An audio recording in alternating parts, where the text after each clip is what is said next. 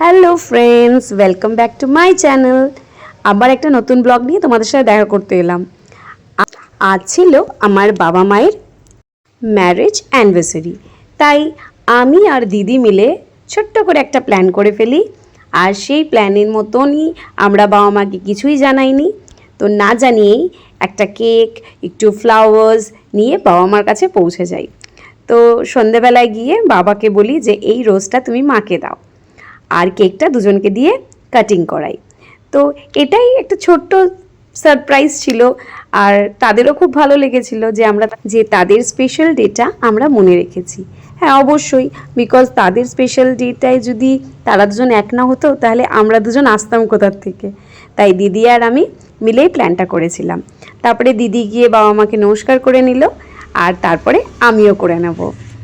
সেদিনটা ছোট্ট করে সেলিব্রেট করলেও তাদের কাছে মনে হচ্ছিল যে সত্যি আমরা অনেক বড় করে সেলিব্রেট করছি।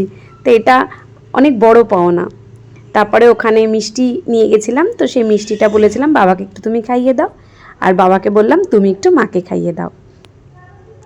তারপরে মা দিদিকে খাইয়ে দিল, সোনাক্ষীকে খাইয়ে দিল, এবং তো এরপরে ছিল কেক কাটিংয়ের পালা। তো কেক কাটিংয়ের সময় সোনাক্ষী কী করেছে সেটা একটু তোমাদের সাথে শেয়ার করব। ও তো অনেক ছোট এবং কত তাড়াতাড়ি বড় হয়ে যাচ্ছে সেটা বোঝা খুব মুশকিল, কারণ ওদেরকে শেখাতে হয় না, ওরা নিজেরাই কত কিছু জানে।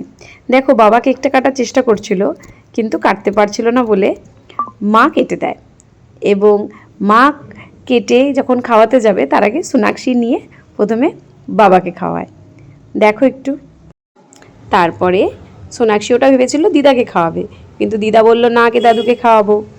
এরপরে দেখো মজাটা, ওকে খাওয়াতে গেল, ও কিন্তু খেলো না, ও আগে দিদাকে খাওয়াবে তারপরে ও খাওয়া। তো এটা দেখে আমার খুব ভালো লেগেছিল, তাই তোমাদের সাথে শেয়ার করলাম। আর আজকের এই ব্লগটা এইটুকুই থাকলো, পরের ব্লগ নিয়ে আবার দেখা হবে। টাটা।